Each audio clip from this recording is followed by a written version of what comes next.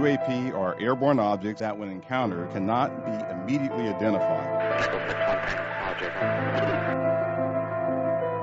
With regard to the importance of transparency, the Department is fully committed to the principle of openness and accountability to the American people. They're all going against the wind. The wind's 120 knots from the west. Oh my gosh, dude. U.S. Navy personnel recorded what appears to be triangles, some flashing. The video was taken through night vision goggles with a single lens reflex camera. Well, I mean, it's a pretty high-profile incident. I don't claim to be an expert. You're the guys investigating it. I mean, who else is doing it? There's a whole fleet of them. Look on the ASA.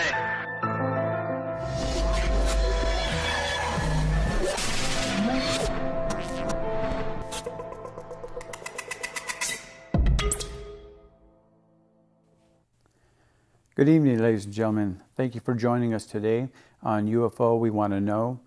I took the summer off, and I hope you enjoyed your summer. Before I begin, like I've done in the past, I always want to bring up the fact that in the past, people have been ridiculed, made fun of, and dragged to the media for the past 75 years. I hope I bring some kind of solace to those that are still with us today. What I want to start with is 4 photos. And the 4 photos are very important for you to look at and pay attention because they're crucial in me getting my point across. So we can go to the first photo, and there will be 4 of them. As you can see, this is Starlink. Starlink consists of over 5,000 mass-produced small satellites in low Earth orbit. And it's very important for us to have Starlink, believe me, because there are 1.5 subscribers, and I'm sure it's going to be growing. But Starlink is very important for people to have today, and I hope someday I'll learn more about it. But as you can see, this is a chain of satellites. The next photo is going to be Starlink again. Now, if you notice the previous one, it looked like a long streak. Well, this is a little bit of a closer photo of it. Now, these are not my photos. These are off the internet. Anybody can download them and look at them, do what they need to do with them. But I've downloaded these, and this gives you an idea of what Starlink looks like. Now, the reason why I wanted to put 4 photos of Starlink is because of the fact that so many people have come up to me and said, well, that could be Starlink. And I tell them, well, have you actually taken a look at Starlink? And they say, yeah, I know all about it. Well, evidently, there's a lot of experts out there because I don't argue with them. The next photo, yet again, you got dots in the sky. They call this Starlink evidently because they seem to be linked together like pearls. And again, it's very important for the audience to pay attention to the photos because the photos are very important for what I'm going to be putting across in this video. The next photo is the last of the 4, because I don't want to bore you on too many of these Starlink photos, but I want you to look at them, see what they look like in the night sky. And I've got hundreds of these also on my own, but I didn't bring them today because I wanted you to see that these photos are actually from the company who studies Starlink.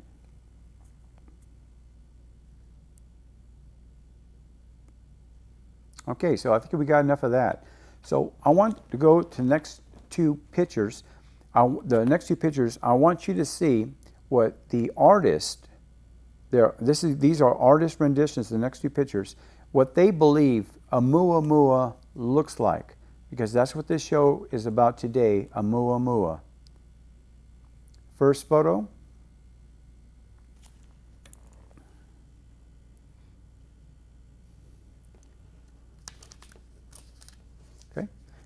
Oumuamua came here in 2017, October 2017, and within 5 days it left our solar system. And this is according to the scientist. This is according to the scientist. And it's very important for people to understand an artist's rendition is what they believe that they're seeing. No matter how far away it is, they go by different computations. I was an analyst for 25 years, a chemical analyst for 25 years, so I know something about analytical work. You just don't see something and say that's what that is. It takes some work. On the second photo, again, it's a darker image of what they believe Oumuamua looks like. Oumuamua came into our solar system at 87 kilometers per second, or 54 miles per second, whichever you work with. Very important, it's very important to understand that this craft was not like a comet. Comets don't travel that fast. After it passed our sun, it made a loop, and it actually excelled, something a comet wouldn't do. So if this spacecraft, if that's what you want to call it, was propelling itself, the scientists say they couldn't find an entrail. In other words, gaseous film in the back where it would be like a leading edge. They didn't see any of that. So they still couldn't figure out whether or not this was a comet or some kind of I can't even think of that. It's important for people to understand that this, to me, was an alien craft, and I'll explain why. The scientists have said this craft left our solar system 5 days after it arrived. There's a problem here with that. And that problem is, if it was a comet,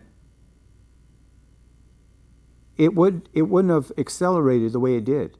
The trajectory of this Oumuamua looped around our sun, heading for Earth. Now, the photo I took, and I'm not going to show it right now, I'll show it after the commercial break, but the photo I took resembles Oumuamua. It's going to take a lot of analysis to actually see what I've taken.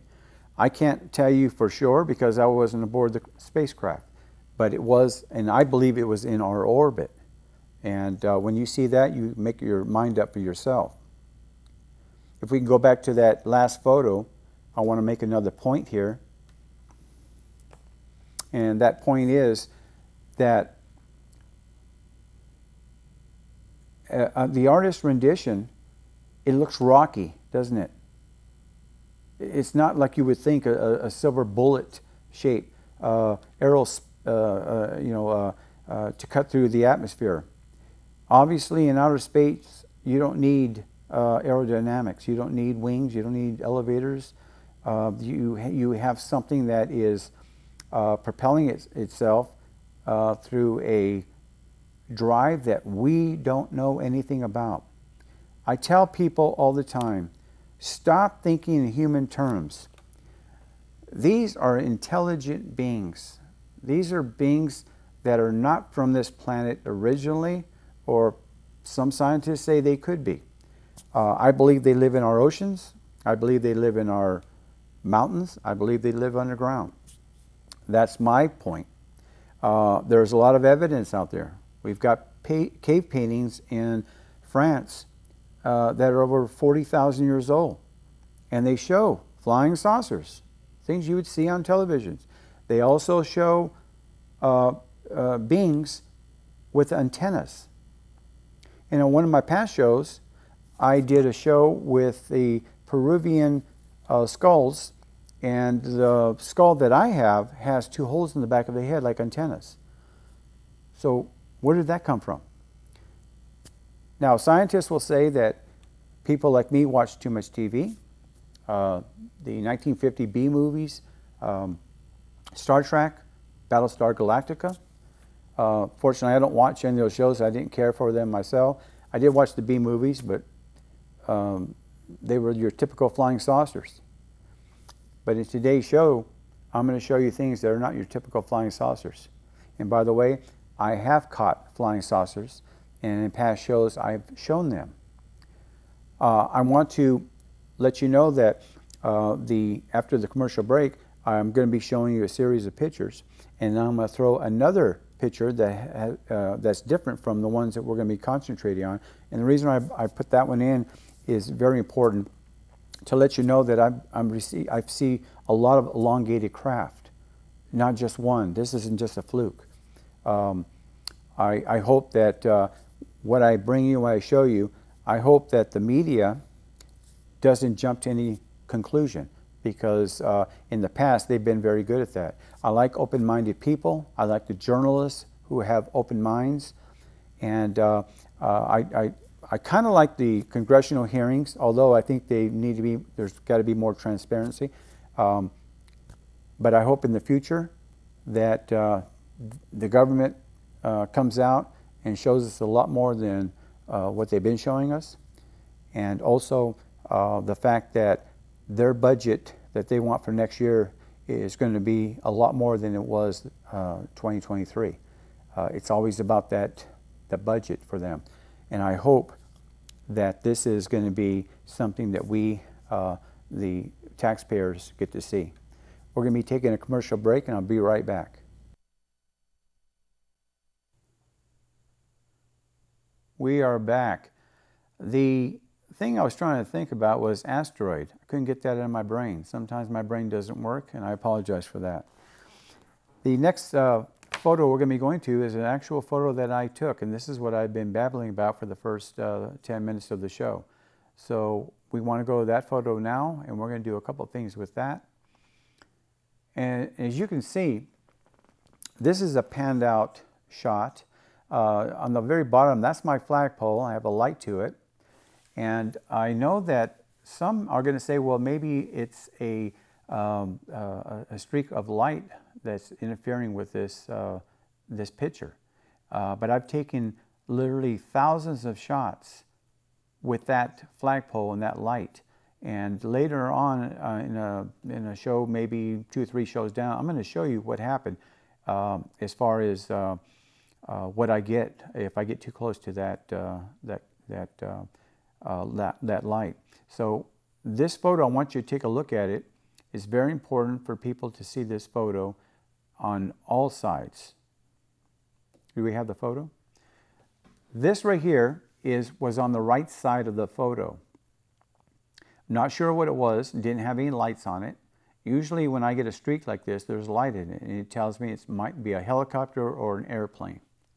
And this is to the upper right. Remember, the light was on the bottom right? Now, as we pan out the next picture, we're going to show to the left.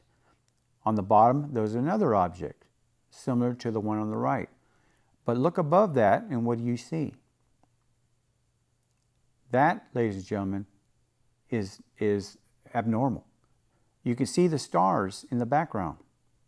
So we know that this camera was not shaking. I take my photos on a tripod at night, because if you don't, they're going to be blurry.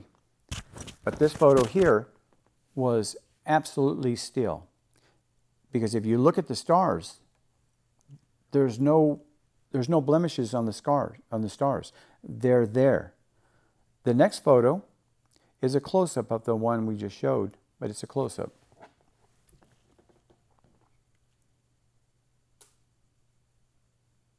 Ladies and gentlemen, you really have to study this to understand that, yeah, not everybody understands what they see in the night sky, even in daylight.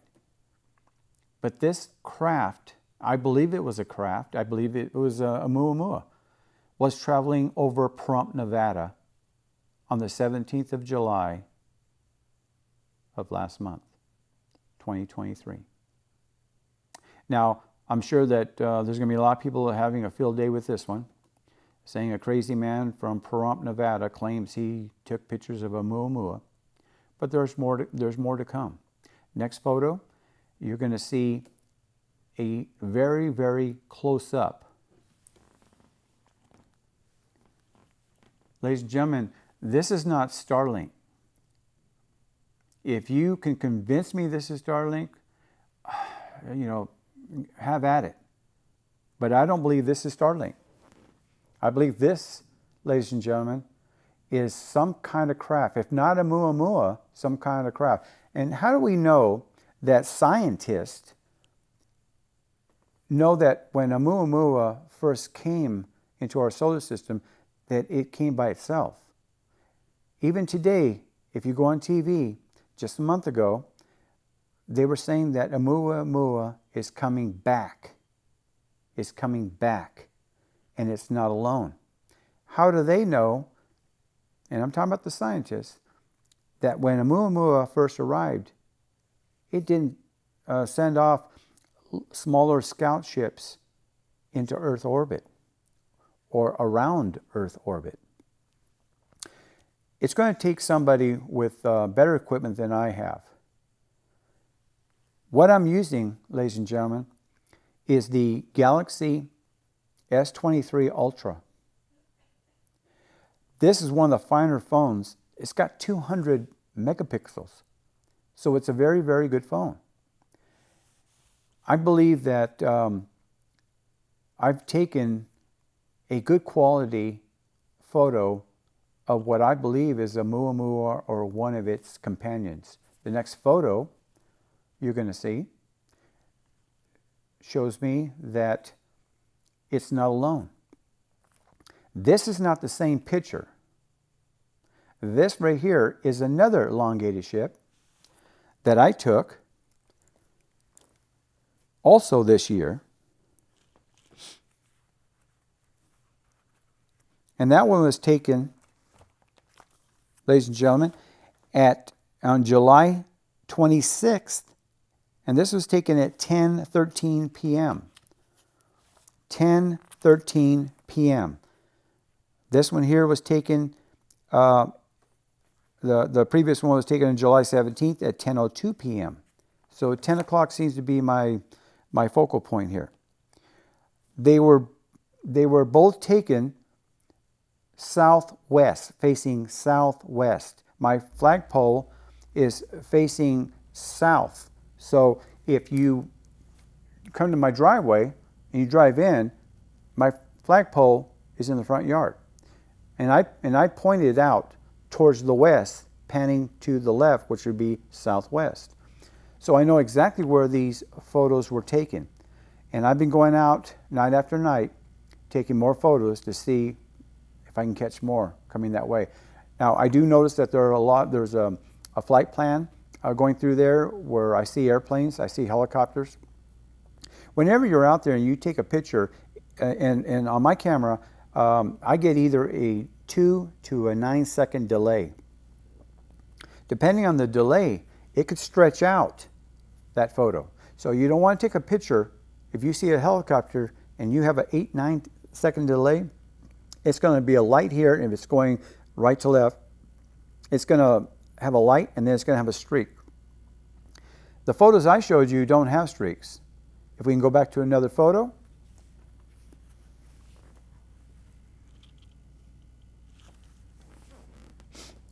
Take a look at this. There's no light source. I couldn't find one. Now on my next show, next week, I'm going to concentrate on this particular object because it was, to me, being elongated, it's very similar to the first one. But I want to show you how many photos I have of this one. And I'll give you a pretty good idea of what we're looking at. Now, scientists, ladies and gentlemen, are confused. Some of them have come out and said, like Avi Loeb from Harvard, he's come out and said that this could be an alien ship, disguised, cloaked, whatever they want to call it. I can appreciate him, and I have actually written to him. And I believe that he's onto something. He's open-minded. Very, very intelligent man. And I respect him for that. And he's the only one so far that has actually said something that these are possibly aliens. We can't say, yeah, these are alien because we haven't met them. They haven't come down to Earth to meet us. But he's at least been able to say, yeah, these could be alien ships in disguise. Why else would a ship like Oumuamua be able to transition through our solar system, make a loop by the sun, and then leave at a speed that nothing else out there can reach? It's not a comet. I believe that Oumuamua is a spaceship. Going on to what I believe, and this is an artist rendition, what I believe scientists, where they got that point from, a spaceship. It's rocky, elongated. The next photo shows what they believe is a spaceship inside. I have 3 of these photos all together. The next one, that could be an alien ship inside of it. Good possibility. This could be cloaking information here, ladies and gentlemen, that we're looking at. Because we've had pilots say that these craft interfere with our software system in their jet fighters. The New Horizon was sent out in the Kuiper Belt, and it came across a large object in the Kuiper Belt on just passing Pluto, and they said that the New Horizon instruments went out. They lost contact with it when it got near to this object. And then when it left the object, it reappeared. All the information reappeared. Now that, ladies and gentlemen, is something that scientists have said. This isn't something I'm saying. This is something that is documented. That tells you a lot, that there are some scientists out there who will say, yes, there's something out there that we have to get to the bottom to. But and as long as the government refuses to come clean, why should we be giving them billions and billions of dollars? NASA is asking for $27 billion for 2024. There's one thing that confuses me, and I've said this before. We don't have a shuttle fleet. It took $1.5 billion to have a shuttle take off from Cape Canaveral. What do they need $27 billion for? When they were running NASA with the shuttle force, they were in the $20 billion. But they're asking for $7 billion more. It doesn't make sense to me as a taxpayer. It doesn't make sense to me. And in this show, I'm always for the taxpayer. I want to know where my money is going. Now, there's been question that they utilize a lot of the money for black op projects. And I understand we have to keep our secrecy. This is the United States of America. We have the finest ships, finest planes, finest army, finest Marines in the world. Coast Guard, you name it. Now they have the Space Force, and they're going to be asking for billions of dollars for that. On the last photo I want to show you, I do a comparison, the artist rendition and my photo. And ladies and gentlemen, they're both elongated. They're both unusual. They're both not Starlink. So the only thing I can say is make up your own mind. I believe this could be Oumuamua.